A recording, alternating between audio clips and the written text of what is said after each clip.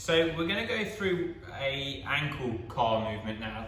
So that's a controlled articulate rotation.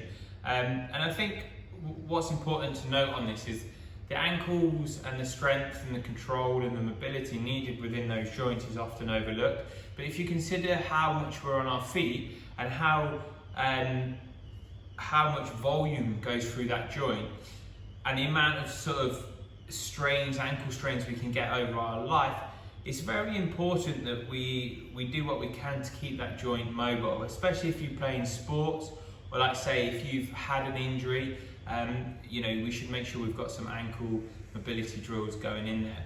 But let's move on to the exercise now. So what we want to do is, we'll start with our right leg. So just rest your left leg out to the side, and you're going to take your left hand, you're going to feed it underneath the leg, and then I want you to take your right one, and you're just going to lock that shin in place. What that's doing is just making sure our movement stays honest to our ankle and avoiding the movement through the knee joint. All right, so locking that in place, and then what we're going to do is you're going to dorsiflex, so pull those toes towards the shin, keeping that knee tucked in. You're going to internally rotate, so towards that top sort of corner, that top left corner. Then we're pushing down into that plantar flexion, so pushing those toes away from the shin.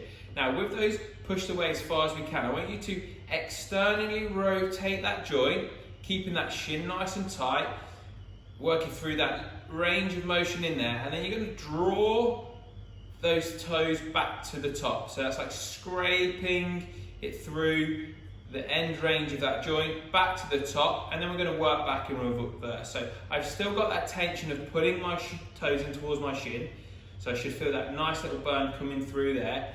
And then as I'm holding that tension, I'm rotating externally, pushing away into that bottom right corner, and then internally rotating inwards and drawing back up into there, back to center. And then once I've done that, I would work through in the opposite direction and vice versa.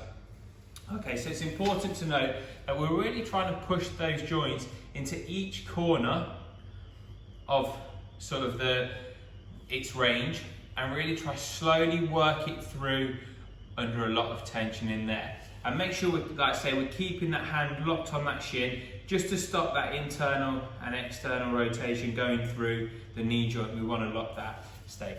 So cool. As always, we're going to repeat that for the required number of repetitions and then switch to the opposite side.